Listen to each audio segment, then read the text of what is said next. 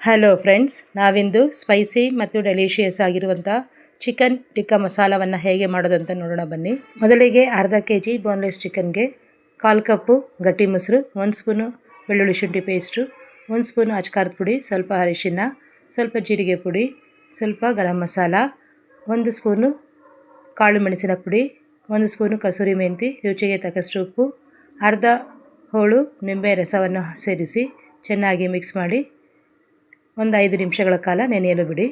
ಈಗ ಸ್ಟವ್ ಮೇಲೆ ಒಂದು ಪಾನನ್ನು ಇಟ್ಟು ಅದಕ್ಕೆ 2 ಸ್ಪೂನು ಬೆಣ್ಣೆಯನ್ನು ಸೇರಿಸಿ ಕರಗಲು ಬಿಡಿ. ಕರಗಿದ ನಂತರ ಸ್ವಲ್ಪ ಎಣ್ಣೆಯನ್ನು ಸೇರಿಸಿ ಈಗ ಅದಕ್ಕೆ ನಾವು ಕಲಸಿಕೊಂಡಿರುವಂತಹ ಚಿಕನನ್ನು ಹಾಕಿ ಚೆನ್ನಾಗಿ ಫ್ರೈ ಮಾಡ್ಕೋಬೇಕು. ಎರಡು ಬದಿಯಲ್ಲೂ ಚಿಕನ್ ಚೆನ್ನಾಗಿ ಫ್ರೈ ಆಗಬೇಕು. ಫ್ರೈ ಆದ ನಂತರ ಒಂದು ಪ್ಲೇಟ್ಗೆ ತೆಗೆದಿಟ್ಕೊಳ್ಳೋಣ. ಉಳಿದಂಥ ಎಲ್ಲ ಚಿಕನ್ ಪೀಸ್ಗಳನ್ನು ಕೂಡ ಅದೇ ರೀತಿ ಎಣ್ಣೆಯಲ್ಲಿ ಹಾಕಿ ಫ್ರೈ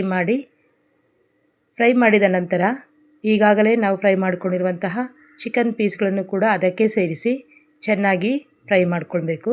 ಈಗ ಮತ್ತೊಮ್ಮೆ ಮಿಕ್ಸ್ ಮಾಡುತ್ತಾ ಚೆನ್ನಾಗಿ ಫ್ರೈ ಮಾಡಿಕೊಂಡು ಮಧ್ಯದಲ್ಲಿ ಸ್ವಲ್ಪ ಜಾಗ ಮಾಡಿಕೊಂಡು ಒಂದು ಗ್ಲಾಸ್ನಲ್ಲಿ ಒಂದು ಕೆಂಡದ ಪೀಸನ್ನು ಸೇರಿಸಿ ಅದಕ್ಕೆ ಸ್ವಲ್ಪ ನೀರನ್ನು ಸೇರಿಸಿ ಲಿಡ್ ಕ್ಲೋಸ್ ಮಾಡಿ 2 ನಿಮಿಷಗಳ ಕಾಲ ಹಾಗೆ ಬಿಡಿ. ಈಗ ನೋಡಿ ಫ್ರೆಂಡ್ಸ್, 2 ನಿಮಿಷಗಳು ಆಯಿತು.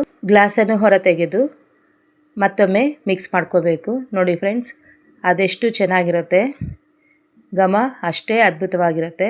ಈಗ ಫ್ರೈ ಮಾಡಿರುವಂಥ ಚಿಕನನ್ನು ಒಂದು ಪ್ಲೇಟಿಗೆ ತೆಗೆದಿಟ್ಕೊಂಡು ಮತ್ತು ಅದೇ ಬಾಣಲೆಗೆ 1 ಪೀಸು ಚಕ್ಕೆ, ಸ್ವಲ್ಪ ಸೋಂಕಾಳು, 4 ಏಲಕ್ಕಿ, ಸಣ್ಣಗೆ ಹೆಚ್ಚಿದಂತಹ 2 ದೊಡ್ಡ ಸೈಜಿನ ಈರುಳ್ಳಿಯನ್ನು ಹಾಕಿ ಚೆನ್ನಾಗಿ ಫ್ರೈ ಮಾಡ್ಕೋಬೇಕು.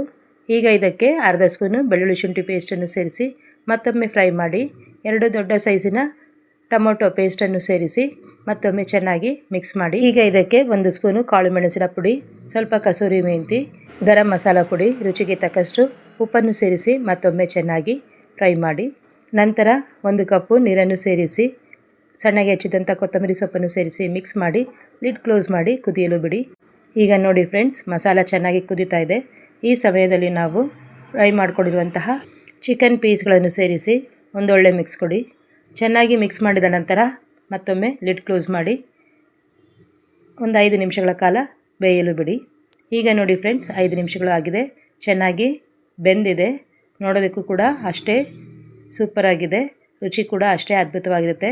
ಕೊನೆಯಲ್ಲಿ ಸಣ್ಣಗೆ ಹೆಚ್ಚಿದಂತಹ ಕೊತ್ತಂಬರಿ ಸೊಪ್ಪನ್ನು ಸೇರಿಸಿ ಮತ್ತೊಮ್ಮೆ ಮಿಕ್ಸ್ ಮಾಡಿ ಈಗ ಒಂದು ಬೌಲ್ಗೆ ಸರ್ವ್ ಮಾಡ್ತಾ ಇದ್ದೀನಿ.